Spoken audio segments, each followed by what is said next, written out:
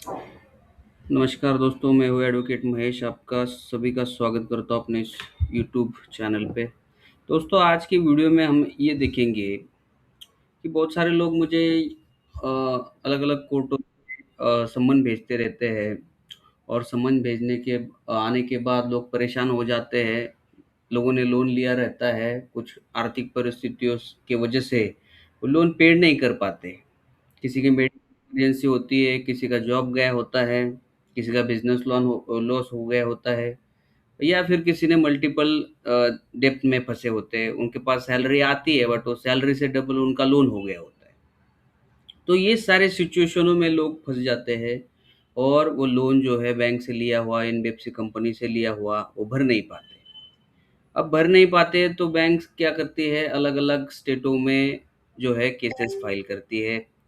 अब ज़्यादातर केसेस ऐसा होता है दोस्तों, आप रहते हैं एक जगह पे, एक सिटी में, केस दूसरे सिटी में हो जाता है या फिर दूसरे राज्य में ही हो जाता है।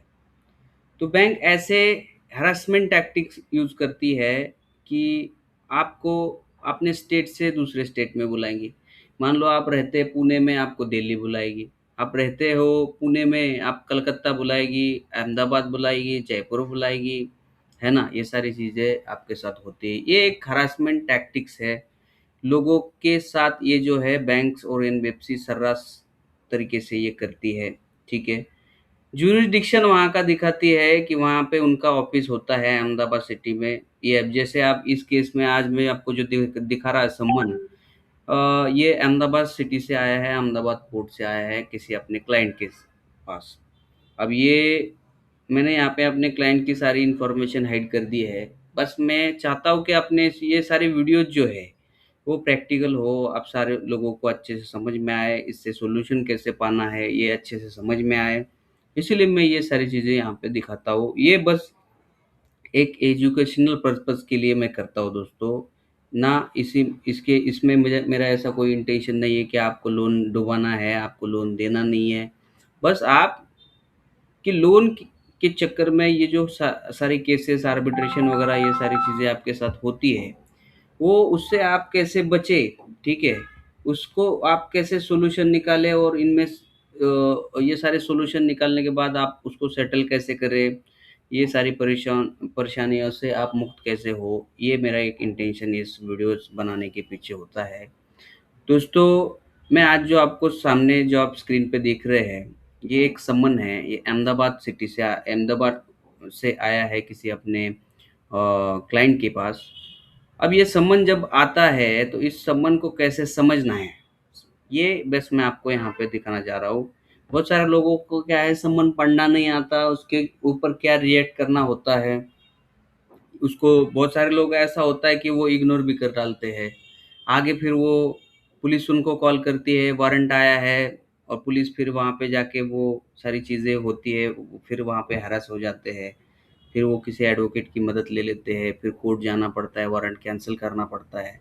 ये सारी चीज़ें आपके साथ होती है। तो दोस्तों, मैं आज आपको इस वीडियो में यही बताने जा रहा हूँ कि ये समन है और ये अहमदाबाद सिटी से आया है। अब अहमदाबाद हमारा जो क्लाइंट रहता है वो किसी दूसरी जगह पे रहता है। फॉर एग्ज़ाम्पल हम हमारा क्लाइंट जो है जयपुर रहता है, बट एक जो समन है उसको अहमदाबाद सिटी से आया है।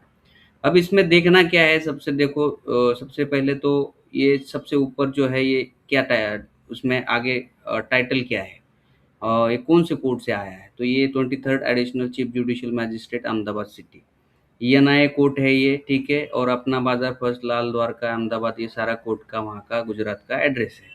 अब यहाँ पे डॉक्यूमेंट क्या है, उसका टाइटल क्या है, summon to an accused person, मतलब summon under section 63 of BNSS. अब ये जो समन भेजा है, ठीक है, वो सेक्शन 63 में भेजा है। अब सेक्शन 63 ये होता है कि अदर राज्य के जो भी एक्यूज्ड होते हैं, अदर राज्य के जो भी आरोपी होते हैं, उनको बुलाने के लिए सेक्शन 63 का इस्तेमाल किया जाता है। इस सेक्शन में समन भेजा जाता है कि आप आइए कोर्ट में, आपके खिलाफ कोई केस हुआ है, कंप्लेंट हुआ है, और वो जो कंप्लेंट है, अम, उस कंप्लेंट में आपको अपना डिफेंस देना है, आपका रिप्लाई देना है, आपको उसको डिफेंड करना है। इसलिए आप जो है कोर्ट की प्रोसीडिंग ज्वाइन करिए, ऐसा इस समन में बोला जाता है। अब इस समन में होता क्या है, सबसे ऊपर ये टाइटल क्या है, ये समन है, वारंट है, आप यहाँ पे देख लेना। दूसरी चीज़ है कि यहाँ पे केस नंबर होता है, मैंने केस नंबर भी हाइड किया है, यहाँ पे केस नंबर और यहाँ पे साल रहता है। अब ये केस नंबर डाल के आप ई कोर्ट्स का जो ऐप होता है, ठीक है, या फिर आप वेबसाइट पे भी जा सकते हैं, इसमें वो जो नंबर है केस नंबर डाल के और ईयर डाल के भी आपका ये सम्मन सच है, मतलब जेन्युइन है। बहुत सारे लोग मुझे ये भी पूछते हैं कि समन सर जो जेन्युइन है या नहीं, ये हमें पता कैसे करें। तो मैंने ऑलरेडी एक ये ई कोर्ट्स का भी कैसे केस अपना स्टेटस चेक करना है, ये मैंने एक वीडियो बना के रखा है, आप वो वीडियो भी देख के आप कर सकते हो। तो ये केस नंबर से आप ई कोर्ट साइट पे जाइए, आपका वहाँ पे जो भी केस नंबर डाल के वो सारा आप ही के नाम का है क्या, वो आप देखिए। अब यहाँ पे इसके नीचे आप लिखा रहता है नेक्स्ट डेट। अब नेक्स्ट डेट है, ये जो अपने क्लाइंट है 10/4/2026 इनका नेक्स्ट डेट है, ठीक है। तो इस तारीख को आपको कोर्ट में आना है, ऐसा यहाँ पे नेक्स्ट डेट यहाँ पे दिया गया है। अब ये डायरेक्ट किया है पुलिस इंस्पेक्टर को कि आप ये सम्मन जो है अपने लोकल थाने जो होता है वहाँ का पुलिस स्टेशन से कोई हवलदार या फिर कांस्टेबल आ जाएगा और आपको ये सम्मन दे देगा कि आपको ये डेट पे आपको कोर्ट में जाना है। यहाँ पे आपका नाम एड्रेस रहेगा, मैंने अपने क्लाइंट का यहाँ पे हाइड कर दिया है। अब यहाँ पे नीचे लिखा रहेगा whereas your attendance is necessary to answer the to charge under section 25। आपके ऊपर section 25 payment and settlement act में जो धारा है सेक्शन 25, इसमें केस दर्ज हुआ है, ये चार्ज आपके ऊपर आप लगाया गया है। आपको आके आपका आंसर यहाँ पे देना है। You are hereby to required to appear in person और बाय अ प्लीडर, मतलब आपको खुद या फिर आपके लॉयर के थ्रू, ठीक है, आपको यहाँ पे अपीयर होना है before the judicial magistrate Ahmedabad city, और 10:45 सुबह के आपको यहाँ पे मेंशन डेट पे हियरिंग विदाउट फेल, मतलब आपको कोई भी यहाँ पे चूक नहीं करनी, आपको अपीयर होना ही होना है, ऐसा जो है कोर्ट ने सम्मन में लिखा है। अब ये सम्मन की यहाँ पे डेट रहती है, यहाँ पे मोहर रहती है, यहाँ पे जैसा आपका साइन वगैरह सारा चीज़ रहता है। दोस्तों ये ऐसे इस तरीके से सम्मन जो है हमें रीड करना होता है। मैं अलग-अलग सम्मन रीड करके अपने आने वाली वीडियोज़ में दिखाऊँगा, जैसे कि ये अहमदाबाद सिटी से अहमदाबाद कोर्ट से सम्मन आया है। सिमिलर ऐसे ही कलकत्ता कोर्ट से आते हैं, जयपुर कोर्ट से आते हैं, आजकल लुधियाना कोर्ट से आते हैं, दिल्ली में दिल्ली के बहुत सारे कोर्ट से आते हैं, और बेंगलोर सिटी से आते हैं, चेन्नई से आते हैं, बहुत सारी जगहों पे से ये सम्मन आते हैं। मैं सबका एक-एक एजुकेशनल पर्पज़ के लिए एक-एक वीडियोज़ आपको बना के दूँगा। अब जैसे ये सम्मन आपको आए, तो आपको ये काम ज़रूर करना है कि अपने एडवोकेट साहब को कॉल करना है, ठीक है? अब एडवोकेट साहब कहाँ के होने चाहिए, जो आपके लोकल होते हैं वो तो ये काम नहीं कर पाएँगे। अगर उनकी पहचान रहेंगी, यहाँ पे अहमदाबाद सिटी में कोई उनका जानकार कोई मित्र उनके रहेंगे या फिर उनका कोई पैनल लॉयर वहाँ पे रहेंगे, तो ही वो आपको मदद कर सकते हैं।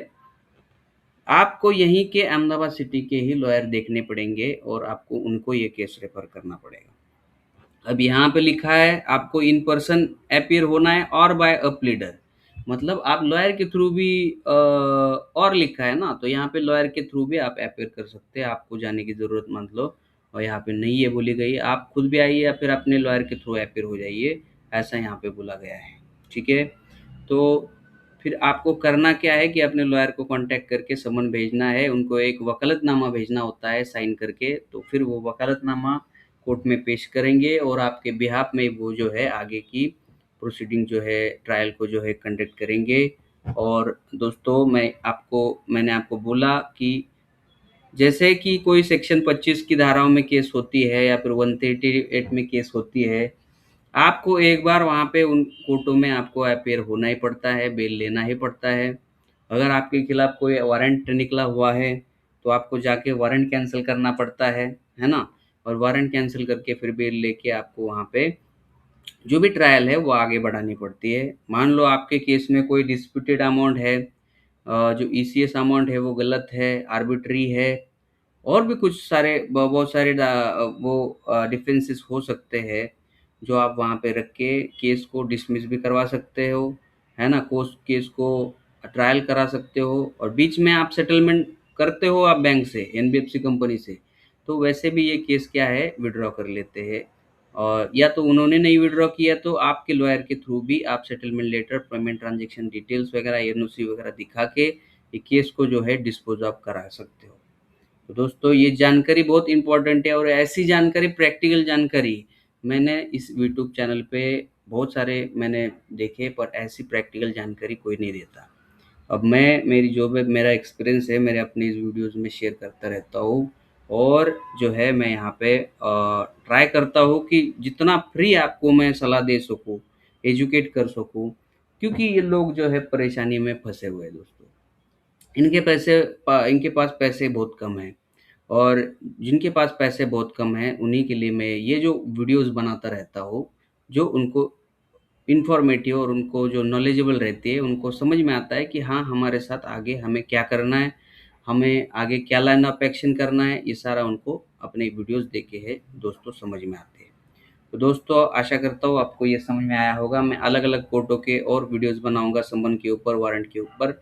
इसके लिए आप इस चैनल को ज़रूर सब्सक्राइब करना। अपने इस वीडियो को अगर लाइक करें, अच्छा लगे तो लाइक करें, या तो आप अपने ज़रूरतमंद लोगों के पास, अपने फ्रेंड्स एंड फैमिली में अगर कोई परेशानी में सेम प्रॉब्लम है उनके पास, ये वीडियोज़ उनके पास ज़रूर शेयर करना। ठीक है दोस्तों, चलिए मिलते हैं नेक्स्ट वीडियो में नए टॉपिक के साथ। तब तक आप सभी को मेरा नमस्कार।